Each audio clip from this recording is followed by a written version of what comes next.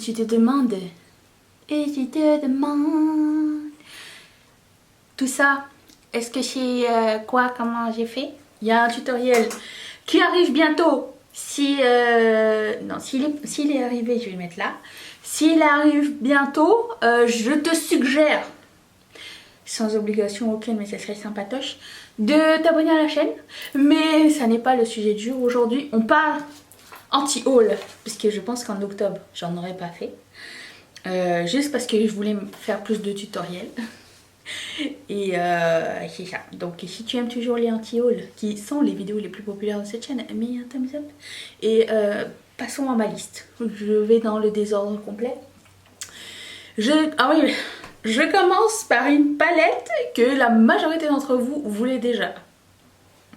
J'ai nommé la Too Faced Ginger Spice. Je ne sais pas si j'en avais déjà parlé, il me semble que non parce que c'est dans ma nouvelle liste, c'est le anti-haul numéro 15. Je laisserai à la fin de la vidéo une playlist, ainsi que d'abord d'infos, une playlist avec toutes les autres, tous les autres anti-haul. Mais ils suivent un peu ma théorie habituelle, c'est-à-dire le rose et le orange au milieu de la palette voisine qui attire l'œil comme ça. En tant que telle, la palette est intéressante. Je pense que si j'avais pas toutes ces... Je sais pas combien de fois je vais dire palette, mais c'est de ça qu'on parle. Si je n'avais pas toutes les palettes que j'ai en ce moment et que je venais de plonger dans le monde du make-up, je pense que ça aurait été une palette qui m'aurait intéressée. Mais là, pour le coup, c'est quelque chose qu'on a vu et revu, même si c'est très mignon, même si les couleurs sont belles. Mais avec Too Faced, c'est toujours hit or miss, c'est-à-dire qu'il n'y a pas vraiment de 100% de garantie que tous les fards vont être super cool. Et du coup, bah, ça m'embête un petit peu. Voilà, donc je n'achèterai pas celle-ci. Par contre, le Gingerman, le liquid lipstick, qui est, je pense, la couleur signature de Mimi Signature. J'ai pas fait exprès. Je trouve que ça lui va tellement bien. Je pense qu'elle pourrait vendre cette couleur à tout le monde. Je vous la conseille, et surtout sur une peau pâle, c'est super joli. Je mettrai la photo de Mimi quelque part. Si vous ne l'avez pas vu avec cette couleur-là, c'est de la bombe. Il y a aussi un autre produit de Too Faced. Alors vous allez me dire, mais Danisha, t'es en anti-haul, il ressemble pas mal au anti-haul de Hello Dis-moi Tout. Je vais te dire, c'est fort probable parce que nous sommes premièrement amis. Non, nous ne nous consultons pas sur le sujet, mais nous avons pas mal les mêmes goûts, c'est pour ça que nous sommes copines. Donc il y aura des repeats, mais il y a aussi des choses qui ne sont pas dans sa liste à elle. Donc et on a aussi des raisons différentes. Alors je parle de la Too Faced Peach Palette parce que elle disait qu'elle en a marre de la peach. Je suis d'accord aussi, mais sauf que bon, la 4 fards, dont un avec des paillettes pour les yeux ou pour le visage, je pense que tous les fards sont pour les yeux ou le visage, tu fais ce que tu veux avec. Sauf moi par exemple, des fois il y a des blushs, je peux pas les mettre dans mes yeux parce que je sais pas qu'est-ce qui se passe. Ça me crame tout. Mais même si Émilie Noël a dit qu'elle était super bien cette palette, il me semble qu'elle n'a pas assez de versatilité pour, je sais pas, pour m'intéresser. Un fard pêche, un bronze, un highlighter qu'on peut utiliser mouillé ou sec. Je pense qu'on peut utiliser mouillé ou sec tous les fards de l'univers. C'est-à-dire si tu as peur de cramer ton fard, gratte-en un petit peu, mets-en dans une plaquette, mets un peu d'eau, mélange et ça va te donner un fard liquide. C'est la base. Si jamais t'hésitais, de rien. Ça fait plaisir. Je ne comprends pas la marque Suprême.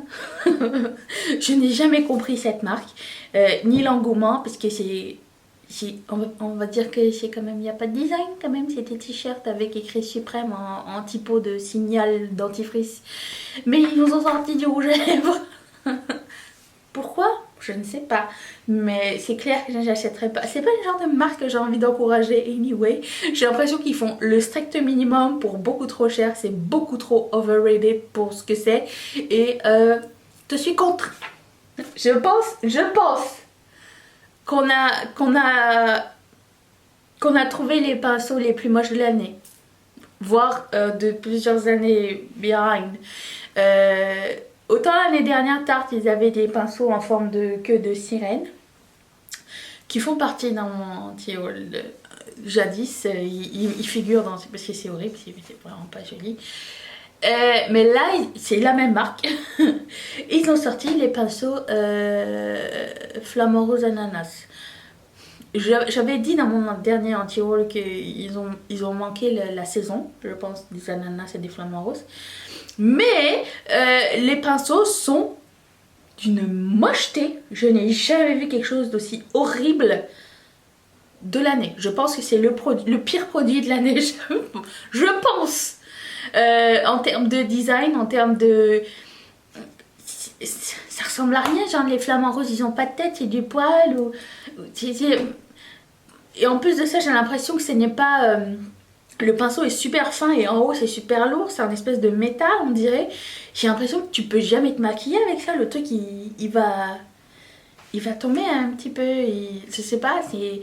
Et rien n'est équilibré, ni balancé, ni pensé de ces pinceaux. Je sais pas à quoi ils ont pensé, vraiment pas. Alors Tarte, ça fait longtemps que j'ai pas acheté quelque chose de leur marque et je pense que ça va continuer. Fallait que je glisse ce petit rose quartz dans cette vidéo au milieu parce que je voulais pas attendre la fin, j'avais trop envie d'en parler. C'est grâce à Philippe Di Franco que j'ai découvert ce site et encore là je ne l'ai pas exploré mais il faudrait que je l'explore à un moment donné. C'est la marque Goop dont, comment elle s'appelle l'actrice qui s'est mariée à Brad Falchuk, Gwyneth Paltrow. Et un peu comme porte-parole ou égérie ou créatrice, j'en sais rien. C'est un truc genre super naturel et tout. Puis ils ont sorti des petits œufs en rose quartz que tu peux te mettre dans les parties en bas. Dans ta tocha. Parce que apparemment ça régularise le flux de tes menstruations, ça a des propriétés. Alors il faut arrêter quoi. Tu sais à quoi ça me fait penser? Ça me fait penser, je sais pas si chez vous il y avait ça, mais dans notre famille et communauté, il y avait toujours ce solitaire qu'on avait, le solitaire avec les petites billes en pierres précieuses.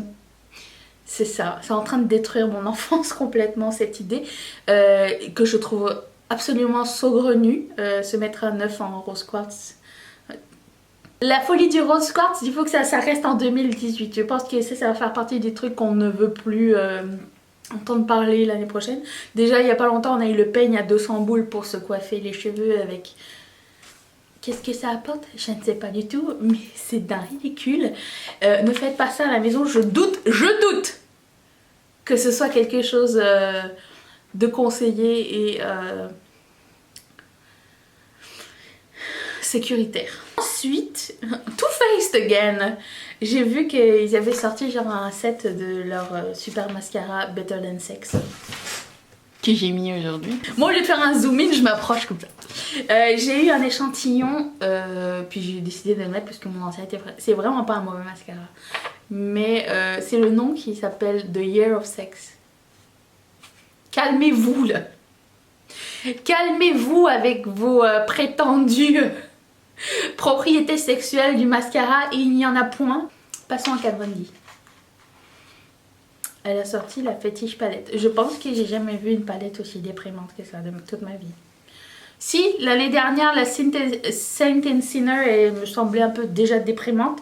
Remarque, on va lui donner quand même le crédit comme quoi c'est quelque chose qui ne ressemble pas aux autres, déjà, premièrement, c'est génial. Deuxièmement, ses fards sont vraiment pas dégueulasses, c'est vraiment de la bonne qualité en général. Quoique, ce que j'ai vu comme revue sur Sephora, c'est pas de la qualité du tout. En fait, j'ai l'impression que Kat Von D en ce moment, c'est un peu... je ne sais pas si c'est vrai ou pas, mais ça fait longtemps que j'ai pas acheté quelque chose de la marque. Donc... mais la palette, elle a l'air tristance quand même. Elle a l'air genre... je sais pas. En même temps aussi, les noms, c'est... latex, bondage, safe word, encore à connotation fétiche. Ah bah oui, c'est le nom de la palette. Mais je pense aussi qu'elle a un fandom et je pense aussi que c'est son public cible et qu'elle écoute son public cible et Et que si elle faisait comme tous les autres, ça marcherait pas. Donc oui, l'idée est bien. L'idée qu'elle suive son avenue artistique, c'est génial. Je suis vraiment contente qu'elle garde son identité. Mais elle est triste quand même, cette palette. Ainsi que celle pour les joues, avec 3 highlighters à paillettes et 3 blushs. Même si c'est joli, les highlighters à paillettes, c'est vraiment extrême là, chez elle, c'est vraiment extrême. Mais si vous aimez les paillettes et les highlighters à paillettes, je vous conseille cette palette. Elle est bien foutue, mais voilà, celle pour le visage, mais il faut aimer les paillettes. Parlant de paillettes, Anastasia Beverly Hills a sorti une collection des fêtes pour le moins étrange. Pourquoi un set de paillettes? Je ne comprends pas déjà pourquoi ça coûte 15 $ le pot de paillettes. C'est cher quand même. Les paillettes, vous pouvez en trouver genre chez Shop Miss A, vous pouvez en trouver chez Makeup Revolution pour la moitié du prix et plus de quantité, je pense. Non, pas plus de quantité, j'ai l'impression. Mais bref, t'as pas besoin d'un container de paillettes turquoise, disons. Même si je voudrais mettre des paillettes tous les jours, je ne pourrais pas. Mais je comprends pas ces marques chères qui arrivent avec des paillettes chères. Si je veux vraiment acheter des paillettes chères, je vais aller chez Elite Cosmetics et me prendre genre une flambée de paillettes à plusieurs tailles et plusieurs finies et je vais me faire plaisir et tout. Mais Anastasia Beverly Hills, je comprends pas. C'est pas quelque chose qui m'attire de la part d'Anastasia Beverly Hills. Encore moins de Fenty Beauty, mais j'y reviendrai dans un instant. Et la Sultry palette, Sultry palette, c'est l'ennuyance quand même. C'est pas beau, enfin si, c'est beau, les fards sont beaux, mais je veux dire, y a rien qui m'a... C'est trop beau, il faut que je l'ai. En fait, j'ai l'impression en ce moment c'est assez rare quand ça arrive dans les grandes marques. J'ai l'impression que je sais pas qu'est-ce qui se passe. On dirait qu'on est dans un rut de choses qui se ressemblent, qui n'est pas super toujours intéressant. Mais après, je pense que ça dépend aussi des marques que tu soutiens. Si tu dis que tu es un true fan de Anastasia Beverly Hills, bah, tu vas être content parce que tu vas toutes les avoir. Si tu es un true fan de Fenty Beauty, tu vas être content parce que tu vas tous les avoir. Ou de Kat Von D. Je pense qu'il y a quelque chose pour tout le monde. Moi, je pense que je suis ouverte à tout le monde, mais j'ai l'impression que tout le monde fait la même chose. Donc à un moment donné, il faut choisir. Et du coup, je préfère choisir Colourpop. Parlant de Colourpop, la collection Disney, pour moi, c'était un petit peu un bide. Dans le sens où j'ai l'impression que la création était un petit peu genre tu peux faire un peu de Colourpop mais pas trop, faut que ça ressemble plus à Disney qu'à Colourpop. Rien que par l'idée de la palette, je pense qu'elle est la palette la plus ennuyante de l'année. Ça m'a déjà rebuté. J'ai vu la palette, c'est bizarre comme palette. Pourquoi ça ressemble pas à Colourpop? Ça c'est du Colourpop, mais cette palette là ça ressemble pas. Où est la color de Colourpop? Où est le pop de Colourpop dans cette palette? Il n'y a rien. Je n'ai pas tellement aimé cette palette, voire pas du tout, donc je l'ai pas acheté. Les rouges à lèvres n'étaient pas tous genre uniques et exceptionnels. Je veux dire, la qualité était là, les couleurs sont belles, mais c'était pas quelque chose d'unique. C'était pas quelque chose de... Je pense que le packaging et l'idée étaient uniques, mais pas l'exécution. Section Nostradamus. J'avais dit que ça serait l'année des signes du zodiaque. Fresh, les lip balms, là, les baumes à lèvres, ont sorti genre une série sur le zodiaque. En premier, déjà, je n'aime pas tellement la marque Fresh, juste pour les lip balms. Ils sentent bon, mais ils sont pas assez hydratants pour moi, donc c'est pas mon préféré du tout. Si vous voulez savoir quel est mon préféré, c'est celui de By Beauty. Pas celui... J'en parlerai juste après, mais je vais juste effacer ce que je viens de dire. Ça va juste contrecarrer ce que je viens de dire, mais bon bref. By Beauty, celui qui est agavé, celui qui est en tube. Celui-là est bien. Mais signe du zodiaque était obligé pour avoir un lip balm? Non, bah non, c'était vraiment pas obligé. Faut qu'on se calme là-dessus. Et oui, donc By Beauty, tant que j'y suis, je vais vous le dire tout de suite, ils ont sorti un set de 3 lip balms en tube. J'ai failli l'acheter, je l'ai reposé, j'ai failli l'acheter, je l'ai reposé, jusqu'à ce que je vois c'était quoi les odeurs du lip balm. J'aime le nature parce qu'ils sont bons, ils sont un peu le sucré. Il y en avait un, c'était à la canne de bonbons, c'est-à-dire un peu mentholé, un peu sucré. Aussi, j'adore cette odeur-là. Et l'autre, c'était à l'érable. Je déteste l'odeur de l'érable. J'aime manger des trucs à l'érable, mais des choses à la senteur, saveur d'érable, c'est juste pas possible. Je ne suis jamais attirée. Alors, je veux bien que ce soit canadien, mais ils ont mis 3 tubes et celui-ci, non. Ils auraient pu mettre celui à la lavande à la place, non? Ça aurait été sympatoche. Bref. Donc lui, je l'achèterai pas le set finalement, parce qu'il y en a un dedans que je ne veux pas. Non. Ensuite, j'ai vu que Pure Cosmetics, je l'ai écrit 2 fois tellement c'était moche, a sorti une collaboration avec The Grinch. Le Grinch étant le bonhomme vert qui n'aime pas tellement Noël, voire pas du tout. J'ai jamais vu le film, by the way, je pense. Non, jamais. Je ne connais pas son histoire. Moi, je suis pour Noël, donc déjà, c'est contre mes principes. Mais la palette est très moche, c'est-à-dire qu'elle est épaisse comme ça, en forme de cœur, avec des fards placés à tire-larigot. Et ça aurait pu... Alors, en termes de choix de couleurs, c'est super intéressant. Mais la massivité du truc et le gadget, et genre il y a des trucs qui pop et tout, non, wow. On se calme. En plus de ça, au milieu il y a un gloss vert. Mettez ça dans une palette normale, même couleur et tout, j'achète. Alors Fenty Holidays, Fenty Beauty a sorti une collection de Noël, des fêtes, et j'aime pas du tout. J'aime leur nouveau petit highlighter argenté à micro paillettes. Alors je sais, ça va vous choquer. Mais j'ai été l'essayer dans un Sephora. C'est dur d'essayer dans un Sephora parce que tout le monde a mis ses doigts pleins de sébum dans le testeur. Donc quand t'es comme ça, t'es en train de prendre des trucs, les germes des autres et faire comme ça, tu fais oh c'est beau. Mais c'est vraiment très très très très beau. Je pense que ça va être dans ma wishlist. Je pense. C'est vraiment très joli, c'est vraiment fin, c'est pas des grosses paillettes, c'est vraiment, ça ressemble vraiment à des diamants, c'est vraiment très très très très joli. Pour le reste, métallique, bleu, lavande, les lèvres métalliques, les yeux métalliques, encore des paillettes. Un set de paillettes à je sais pas combien de boules, 150 boules, je sais plus, je vais vous mettre le prix ici. Et arrêtez quoi, et on dit vous découvrez les paillettes, on peut acheter des paillettes partout, je comprends pas pourquoi... En plus, on peut les acheter que par set chez Fenty Beauty. Ça veut dire que tu prends les 14 000 ou tu en prends 0. Il faut que tu choisisses pas. Alors bon, voilà. C'est un peu la décevance. Cette collection de Noël n'est pas vraiment ma préférée.